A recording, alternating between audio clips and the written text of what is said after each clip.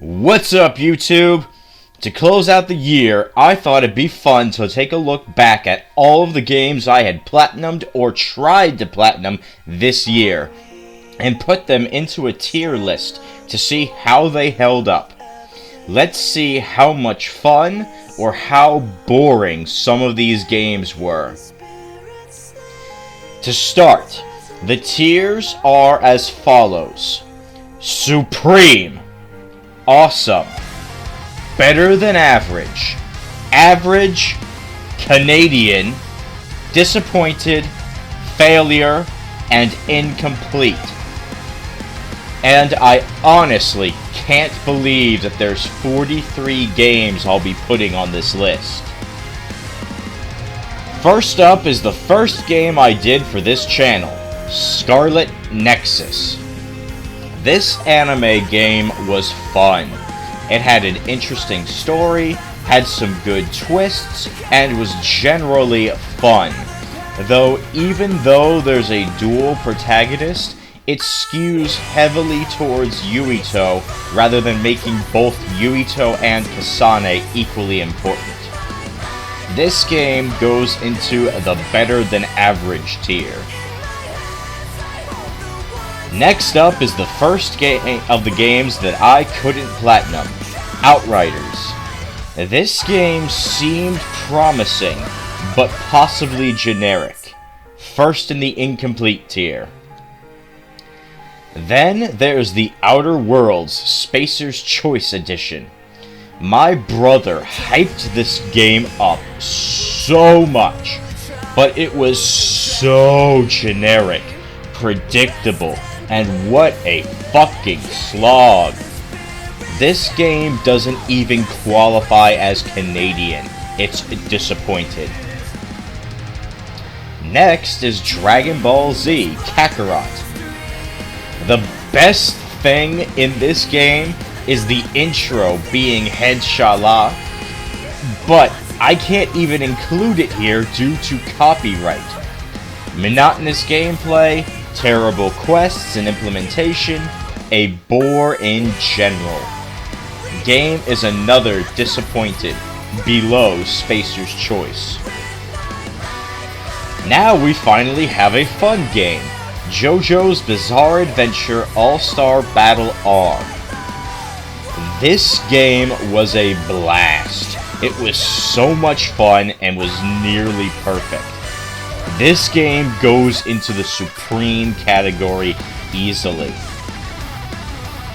Now it's time for the quadruple whammy of continual bullshit, being 4 Life is Strange games in 1, 2, Before the Storm, and True Colors. Of these, Before the Storm is absolutely the worst, with the worst characters, the worst power, and the worst choices, clearly going into failure tier. The second worst is Life is Strange 2, beating out Before the Storm thanks to its gratuitous nudity, but is still an abject failure.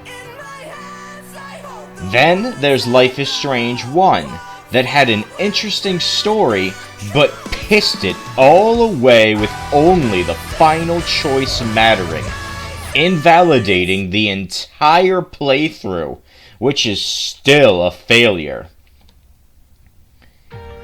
Then, surprisingly, due to its actual consistency and lack of invalidation, True Colors was the best Life is Strange game, and is somehow not only not a failure, but it actually makes it up to the Canadian tier.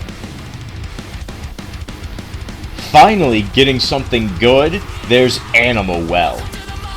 This game was fun, but it has some insane secret stuff that is just too hard to get. And this puts it into better than average, below Scarlet Nexus. Back into crap games, there's Tales of Kenzera Zao, a terrible Metroidvania that isn't actually a Metroidvania.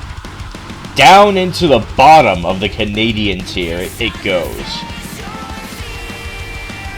Now, we got a surprisingly good game, Deliver Us the Moon, that had mystery, intrigue, environmental storytelling, and was a decent time. It goes into the above average tier. It can't be higher due to the time wasting that was necessary during the moon buggy drift section. The sequel, however, Deliver Us Mars, was worse in most metrics. Game goes into average. Onto a game that can only be Canadian at its best. Noir, Play With Your Food, the glorified tech demo that had an interesting idea but was generally boring due to the extremely low object limit in each level. Still better than Zao, though. Oh boy. Now here's a hard one. Kena, Bridge of Spirits. The game that looks like a cutesy Pixar action platformer, but is actually part of the Soulsborne style of games due to the overwhelmingly unfair difficulty of the insanely tight windows for counters, parries, and combat in general. I think I gotta put it in above average. Above Deliver Us the Moon, but below Scarlet Nexus. Oh, we got a real Metroidvania here. Bloodstained Ritual of the Night was mostly enjoyable, but the slow walking speed and multiple different grind points murdered it from being supreme, so it just gets put into awesome. And we're back into the shit with one of the most tedious platinums I've ever gotten.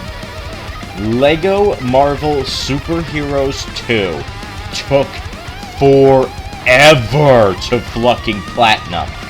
The game is absolutely a failure. Still better than Life is Strange, though. Taking us out of the shit was the bug-eye-inducing, soul-thumping action puzzle game of Ghost Runner, which was a blast.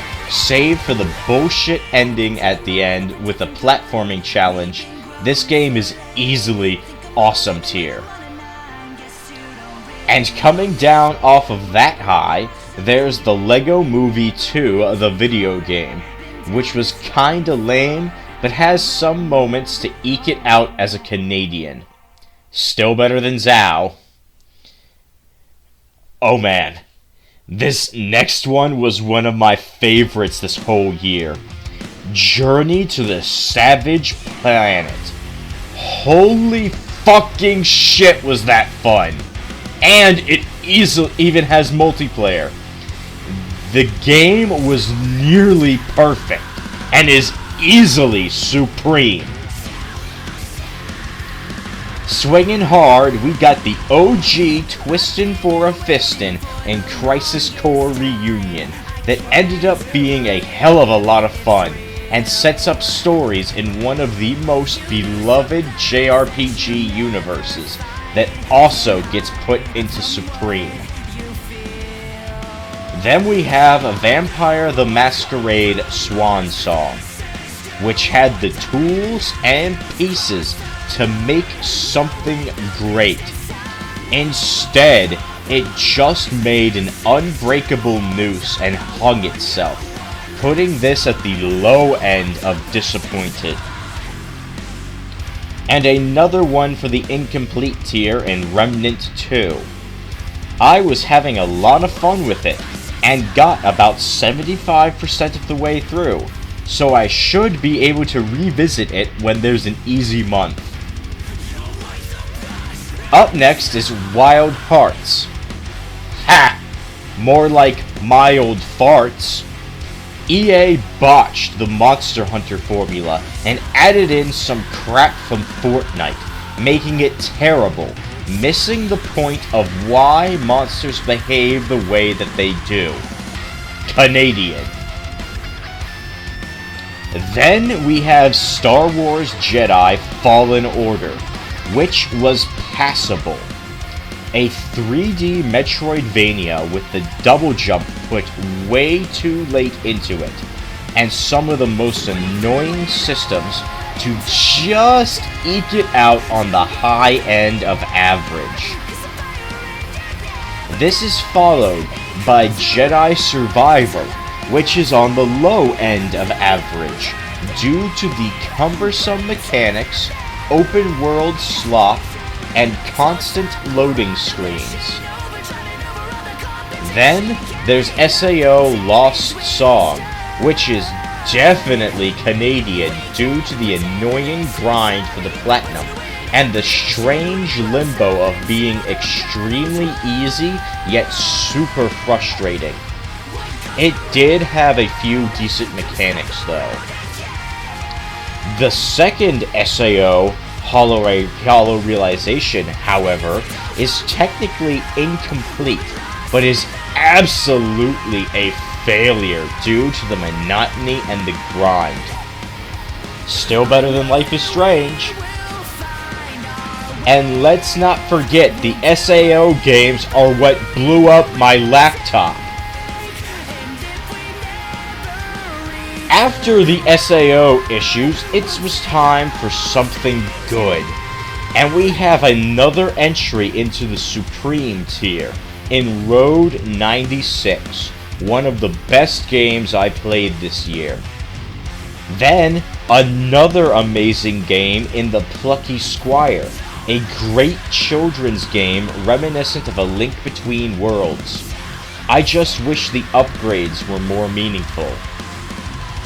And back into the crapper we go with Night in the Woods, a pathetic game made by pathetic people with one of the most difficult platinums to get due to the missables, the rhythm game, and the super retarded roguelite. A failure, worse even than Life is Strange. Then we got an average hitter in Fist, forged in Shadow Torch, aka Twistin' for a Fistin' 2, Furry Boogaloo. Better than Jedi Survivor. Then we get another low end of better than average with Odin Sphere Life Racer. Seriously, how the hell do you pronounce that? Up next is the triple whammy of good, spooky games. First is Ghostbusters Spirits Unleashed, an asymmetrical multiplayer game that can be played with any amount of players between 1 to 5, and is a lot of fun to play and puts Dead by Daylight to shame. Easily a Supreme. Next is the Dark Pictures anthology of Devil and Me and House of Ashes. Great movie horror games with great choices, both at the tail end of Supreme. Only 2 months of games to go now, starting with the disappointed Travis Strikes Again for being boring, generic, and cheap. Up next is the Canadian tier alternate Jake Hunter, Daedalus The Awakening of Golden Jazz, one of the longest titles I've ever seen, and an interesting game as a piece of a series, with problems from the UI and cheapness. Then in the average tier, there's Digimon Survive, a great visual novel, but a shallow SRPG. The story hard carries the game, but it's still average. And then there's the bottommost failure, technically incomplete, Harvest Moon Mad Dash. Mobile slop, that's somehow on console. Then we have a game that only ends up being average after the DLC, Sonic Frontiers. God, that DLC was such a pain in the ass. This was then followed by the disappointment that is Forspoken, which I think deserves a spot in the failure tier instead. Still better than Night in the Woods. And finally, ending the list is Star Trek Bridge Crew, a technical incomplete due to Ubisoft breaking the game on console, where saving isn't available and the instability makes trophy hunting harder than it should be. But was a technical complete because I fucking did it. This puts it below Forspoken, but it is still better than Night in the Woods. Here's the final tier list to compare. I hope you enjoyed this retrospective and seeing how I rated the 43 games that I've played this year for the channel. I'd like to thank my viewers and subscribers, and I hope to have the channel grow more as I play more, and I get better at editing my videos. If there's a game you want to see me play and rate, let me know in the comments. Stay tuned to see how January's games are, and have a happy new year. Oh, and remember, only losers game on Xbox.